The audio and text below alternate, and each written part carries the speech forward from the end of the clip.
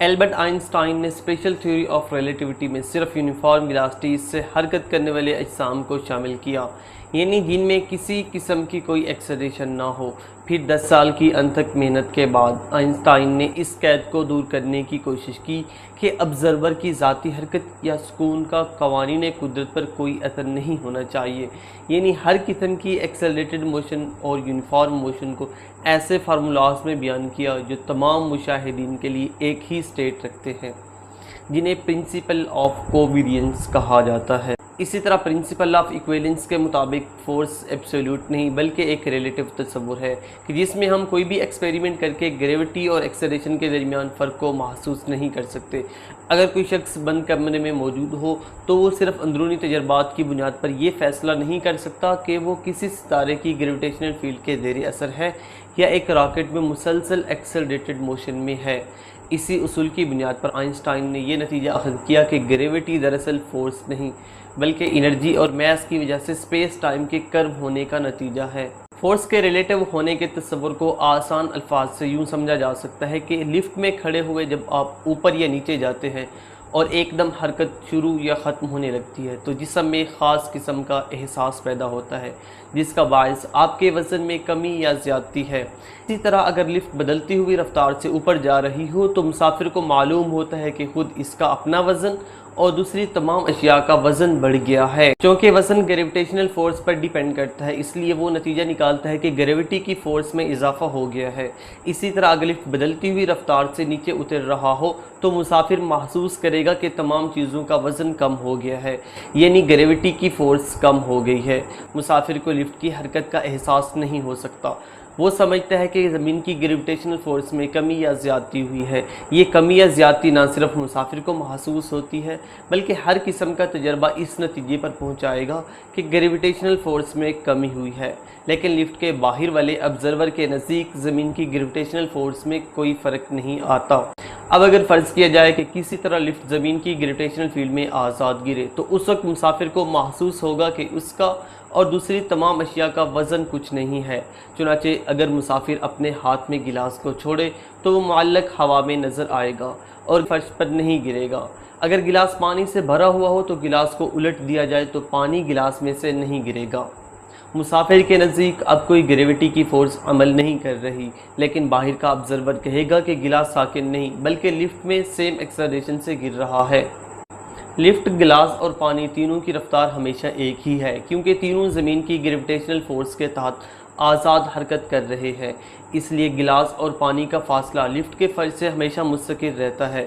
अगरचे ये सब ज़मीन की सतह के करीब आते जा रहे हैं, इनके दरमियानी फासले के ना बदलने की वजह से मुसाफिर को महसूस होता है कि गिलास और पानी हवा में मुअल्लिक है और कोई ग्रेविटेशनल फोर्स अमल नहीं कर रही।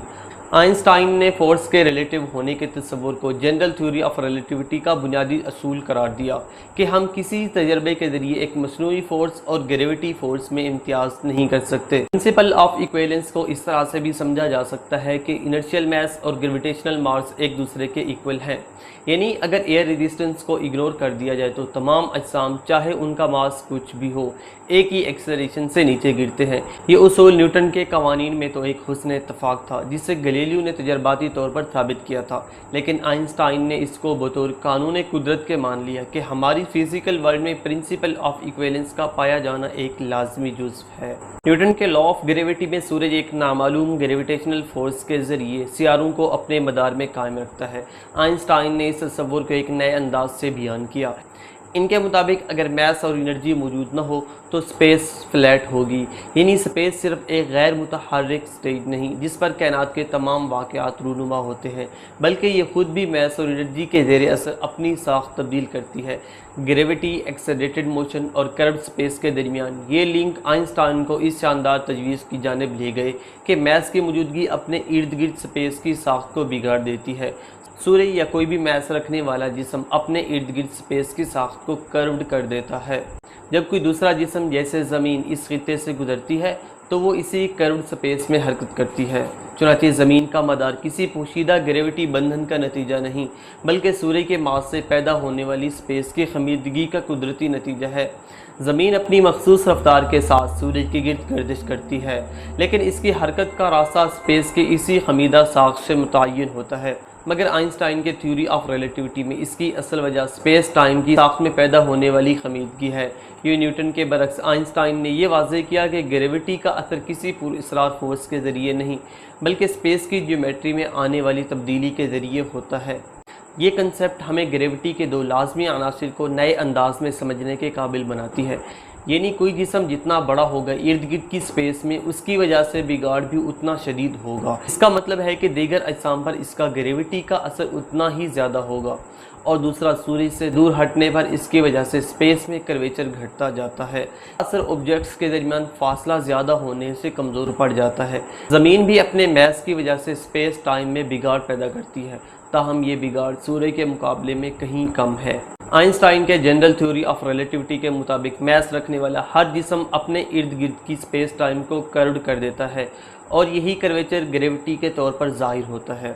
زمین سورج کے گرد کسی پوشیدہ فورس کے باعث نہیں بلکہ سپیس ٹائم کی اسی کروڈ ساخت میں قدرتی طور پر مختصر ترین راستے پر حرکت کرتی ہے۔ ہم، ہماری زمین اور کائنات کی تمام چیزیں 4 ڈائمینشنل کروڈ سپیس ٹائم میں ڈوبی ہوئی اور آزادانہ حرکت کرتی ہیں۔ سپیس ٹائم وہ وسیلہ ہے جس کے ذریعے گریوٹی فورس کو منتقل کرتی ہے۔ یہ اجسام سپیس ٹائم کو بتاتے ہیں کہ کیسے کرو ہونا ہے، جس سے یہ اجسام ایک خاص راستے پر حرکت کرتے ہیں۔ اگر آپ ایک بال کو پھینکیں تو آئنسٹائن اور نیوٹن کے فارمولوں کی مدد سے پیشین گوئی کر سکتے ہیں کہ وہ کہاں گرے گا، لیکن دونوں کے جواب مختلف ہوں گے۔ مگر یہ فرق اتنا کم ہوگا کہ عموماً تجرباتی لحاظ سے ان کا سراغ لگانا ہماری استعداد سے باہر ہے۔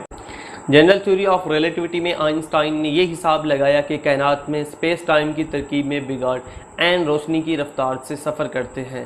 اس کا مطلب ہوا کہ اگر سورج اچانک غائب ہو جائے تو سپیس ٹائم کا یہ اثر زمین پر موجود لوگوں کو یکایک محسوس نہیں ہوگا، بلکہ سورج کے پھٹنے کے 8 منٹ بعد یہ اثر ہم تک پہنچے گا، کیونکہ روشنی کو سورج تک آنے میں بھی 8 منٹ ہی لگتے ہیں۔ جنرل تھیوری آف ریلیٹیوٹی کے مطابق گریوٹی صرف سپیس کو ہی کرو نہیں کرتا بلکہ وقت کے بہاؤ کو بھی متاثر کرتا ہے، یعنی جتنا زیادہ گریویٹیشنل فیلڈ ہوگی اتنی ہی سست رفتار سے وقت گزرے گا۔ اسی لیے بڑے اجسام خصوصاً بلیک ہول کے نزدیک وقت کا بہاؤ دور دراز علاقوں کے مقابلے میں نہایت سست رفتار سے گزرتا ہے۔ ہم جانتے ہیں کہ دن کے وقت بھی ستارے آسمان پر موجود ہوتے ہیں، مگر سورج کی روشنی کی زیادہ انٹینسٹی کی وجہ سے وہ ہمیں نظر نہیں آتے۔ سورج گرہن کے دوران چاند سورج کی روشنی کو عارضی طور پر ڈھانپ لیتا ہے، جس سے سورج کے قریب موجود ستارے دکھائی دینے لگتے ہیں۔